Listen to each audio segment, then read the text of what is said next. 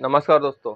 नरेंद्र मोदी जी जब देश के प्रधानमंत्री नहीं हुआ करते थे, गुजरात के मुख्यमंत्री हुआ करते थे, तो अक्सर वो भाषण दिया करते थे कि रुपया गिर रहा है, रुपया इतना गिर रहा है कि प्रधानमंत्री की साख भी गिर रही है रुपए के साथ साथ। देश को इस तरह से भाषणों में संबोधित किया करते थे। तो लोगों ने उनको मौका दिया, 2014 के बाद वो देश के प्रधानमंत्री बने। और जो उनको पुराना भारत शायद पसंद नहीं था, उनको नया भारत में ज्यादा दिलचस्पी थी और उन्होंने नए भारत की ओर कदम बढ़ाए।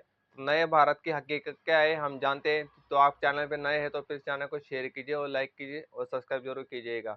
तो दोस्तों, मैं यही बताना चाहता हूँ आपको, जो नरेंद्र मोदी जी की जो पॉलिसी है, जो नए भारत बनाने की, नए भारत में आप देख लीजिए, युवा पढ़ लिख कर बड़े हो चुके हैं और घूम रहे बेरोजगारों की तरह। कोई काम नहीं है लोगों के पास, तो व्हाट्सएप पे, मोबाइल पे रील दिखा देखा करते हैं, क्योंकि उनके पास जॉब नहीं है। आज इंजीनियरिंग को तो छोड़ दीजिए, डिप्लोमा, आईटीआई, 12वीं पास, ग्रेजुएशन वाले को जॉब तक नहीं मिल रही है, आईआईटी वालों को तक जॉब नहीं मिल रही है, वो भी बेकार घूम रही है। किसके वजह से घूम रहे हैं दोस्तों?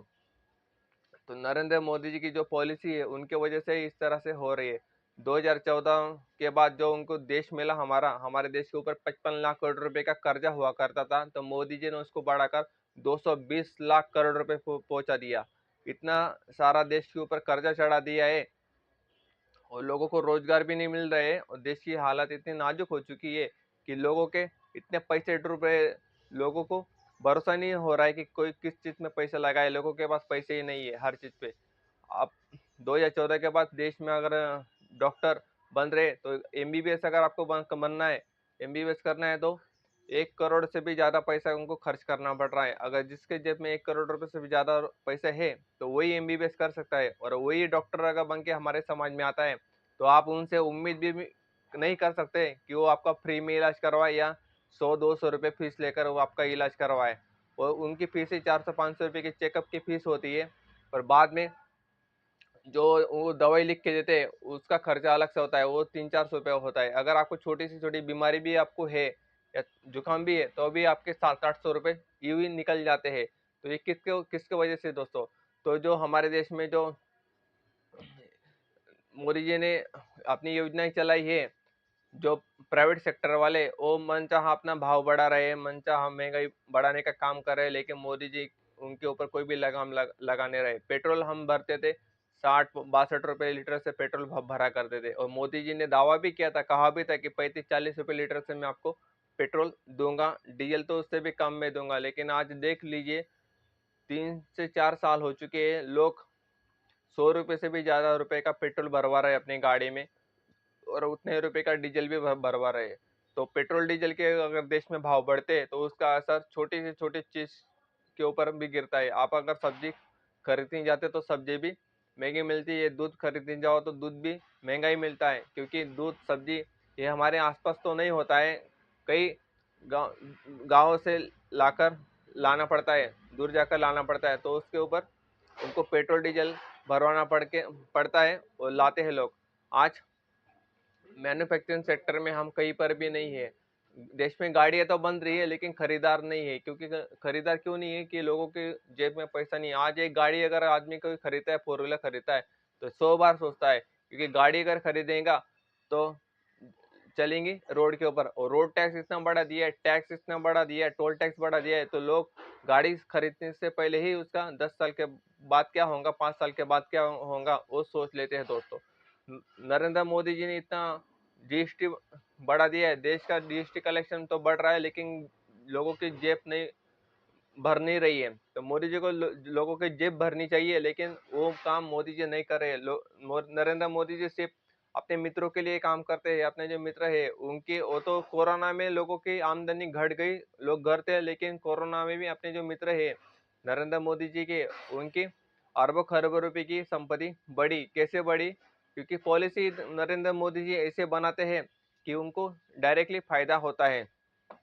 आज आप देख लीजिए, जो हमारे देश में कृषि है, कृषि का चल रहा है, वो किसान है। किसान को 2022 में आमदनी दुगनी करने का वादा नरेंद्र मोदी जी ने किया था, लेकिन आज 2024 भी चला गया, किसानों की आमदनी दुगनी नहीं हुई, जितनी थी उतनी भी नहीं हुई। 2014 के बाद जो कमाते थे, 2014 से पहले जितना कमाते थे आज उतना तक नहीं कमा रहे किसान। आखिर क्या है? क्योंकि सब कुछ महंगा हो चुका है, ट्रैक्टर के भाव भी बढ़ गए हैं, जो रॉ मटेरियल लगता है किसानों को वो भी उसके भी भाव बढ़ चुके हैं। लेकिन नरेंद्र मोदी जी चुप है। कई दिनों से हमारे देश के जो निवेशक है शेयर मार्केट में अरबों खरबों रुपए उनके डूब रहे हैं। 5 लाख करोड़ 10 लाख करोड़ रुपए ऐसे उनके निवेशक के डूब रहे हैं और नरेंद्र मोदी जी उनको नए नए सपने दिखा रहे हैं। आखिर पैसे किस तरह से डूब रहे हैं, शेयर मार्केट किस तरह से गिर रहा है, क्यों गिर रहा है? क्योंकि नरेंद्र मोदी जी की जो पॉलिसी है उनके वजह से इस तरह से हो रहा है। और मोदी जी उनको सपने दिखाने का काम कर रहे हैं। सपने दिखाने से देश नहीं चलने वाला है। अगर मोदी जी 2014 का जो हमारा भारत था वो भारत वैसे ही रहने देते फिर भी आज काम चल जाता। लेकिन आज मोदी जी को नया भारत चाहिए था। आज नए भारत की हकीकत देख लीजिए। आप ट्रेन में सफर करते हो 2014 की अगर आपके पास ट्रेन की टिकट होगी और आज की ट्रेन की टिकट देख लीजिए कितना उसका किराया बढ़ चुका है। हर जगह पे नरेंद्र मोदी ने ठेके देने की कोशिश की और रेल में भी आप मोदी जी ने ठेका प्रथा शुरू कर दी है। यानी जो भी आप काम करोगे अगर आपको नौकरी लगती है तो ठेके में भी आप नौकरी पा सकते हो। तो ठेके में क्या होता है, जो ठेकेदार होता है उसको ज्यादा कमीशन होता है। काम आप करोगे लेकिन उसका मुनाफा ठेकेदार को मिलता है। हर चीज महंगी हो चुकी है। आप प्लेटफॉर्म पर या रेल में अगर खाना खा लेंगे तो 120 से 50 रुपए की एक थाली मिलती है और वो थाली 50 रुपए के लायक भी नहीं होती है। अगर आप ट्रेन से बाहर निकलकर प्लेटफॉर्म से बाहर अगर निकलते हो और खाना खाते हो तो 50 रुपए में आपको भरपेट अच्छा खाना मिल सकता है, अच्छी क्वालिटी का खाना मिल सकता है। लेकिन आप वही खाना प्लेटफॉर्म पर खाओगे या फिर रेल के डिब्बे में खाओगे, रेल की जो सेवा होती है उसमें खाना खाओगे तो देख लीजिए पापड़ जो होता है रुमाल की तरह होता है, हो जाता है। रोटी इतनी पतली होती है तो आप चार भी खा लोगे, पांच भी खा लोगे तो आपको कोई फर्क नहीं पड़ने वाला है। कोई क्वालिटी नहीं होती उस खाने में। हर तरह से लूट चल रही है देश में। लेकिन मोदी जी अभी भी खामोश है। मोदी जी के पास कोई जवाब नहीं, के पास कोई जवाब नहीं है। रुपए गिर रहा है, गिरते गिरते इतना गिरेगा कि 100 रुपए के पार भी जा सकता है। लेकिन मोदी जी अभी भी खामोश है। हमारे देश में मोदी जी कुछ कर ही नहीं रहे हैं। कुंभ मेला में देश के करोड़ों भाविक गए। कुंभ मेला में एक रिपोर्ट आई थी, उस रिपोर्ट में कहा गया था कि कुंभ मेले का जो पानी है वो पानी नहाने योग्य नहीं है। तो अपने जो वहाँ के मुख्यमंत्री है योगी आदित्यनाथ जी, उनका भी थोड़े दिन पहले बयान आया था कि कुंभ मेले का जो पानी है उसे पी सकते हैं। यानी इतना गंदा पानी दिख रहा है लेकिन वहाँ के मुख्यमंत्री कह रहे हैं कि पानी इतना अच्छा है कि पी सकते हैं। केंद्र सरकार की एजेंसी कह रही है कि पानी नहाने लायक नहीं है, लेकिन मोदी जी के मुख्यमंत्री कह रहे हैं कि पानी को आप पी सकते हो। नहाने की बात तो छोड़िए, पीना भी नहीं उसको नहीं चाहिए। कई लोग उसमें से बीमार भी हो सकते हैं। अब लग 60 करोड़ से भी लोगों ने वहाँ पे कुंभ का स्थान किया, लेकिन 7 से 8 हजार करोड़ रुपए खर्चा भी हो गया कुंभ मेला में। लेकिन पानी की कोई गुणवत्ता की जांच नहीं की गई कुंभ मेला के पहले, लोगों को ऐसे ही डुबा गया उसमें। और मोदी जी ने बड़े बड़े डंके की चोट पर कहा कि कुंभ मेला सफल हो गया, कुंभ मेला सफल हो गया। कुंभ मेला सफल नहीं हुआ है। हम आज दुनिया में भी कुंभ मेले की चर्चा हो रही है, वो कुंभ मेले का पानी की भी चर्चा हो रही है। लेकिन मोदी जी अभी भी खामोश है। देश में हमारे जो मिडिल क्लास है, लोअर क्लास है, थोड़े थोड़े पैसे जमा करके गोल्ड खरीदते हैं। आज गोल्ड की कीमत 2014 से पहले 2200 से 2500 रुपये पर ग्राम हुआ करता था। आज सोने की कीमत आप देख लीजिए 8000 से भी ज़्यादा पहुंच चुकी है। कैसे बढ़ गया है? इतना फासला बढ़ गया है कि आज मिडिल क्लास तक गोल्ड सेविंग करने के लिए कतरता है। यानी उसके जेब में पैसा नहीं है। इस तरह से चल रहा है दोस्तों हमारे देश में।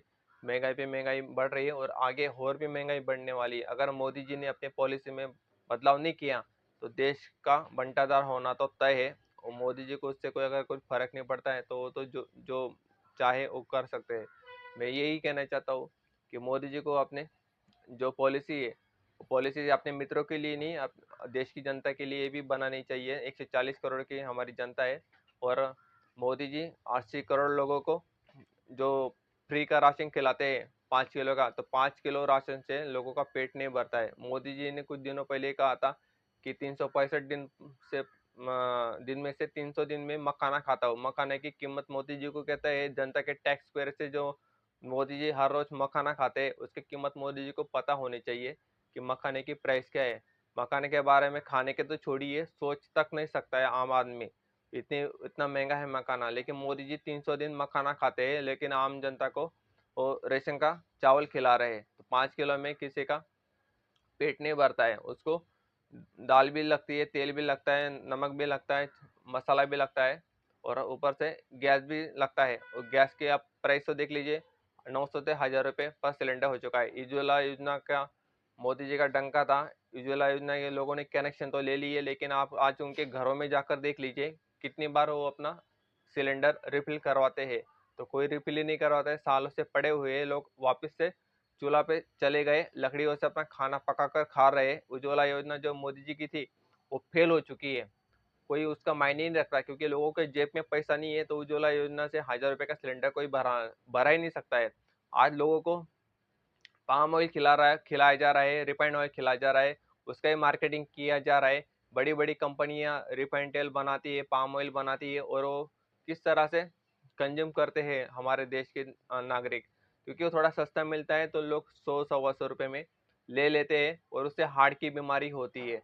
लेकिन मोदी जी के मित्र है जो व्यापारी हमारे देश के, वो बेच रहे हैं बड़े पैमाने पे, और रिफाइंड ऑयल बेच रहे हैं और लोगों को बीमार करने का काम करे। अगर किसी को हार्ट अटैक आता है, हार्ट की सर्जरी करवानी पड़ती है, तो 3 से 4 लाख रुपए उसका खर्चा हो जाता है। लोगों को अच्छा तेल नहीं खिलाया जा रहा है।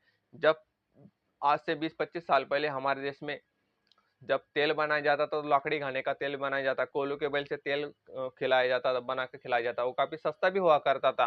वो तेल हमारी हेल्थ के लिए अच्छा हुआ करता था, लेकिन आज उसकी कोई मार्केटिंग ही नहीं होती है, उसका कोई नाम ही नहीं लेता है, क्योंकि उससे इनको पैसा नहीं मिलता है। क्योंकि गांव गांव में वो तेल बनाया जाता था, और लोग वो तेल को अपनी मूंगफली का, सूर्यफल का, सरसों का उस बीज डाल के डायरेक्टली तेल प्राप्त कर लिया करते। तो इससे कॉर्पोरेट जो बड़ी बड़ी कंपनी है उसको कोई फायदा नहीं हुआ करता था।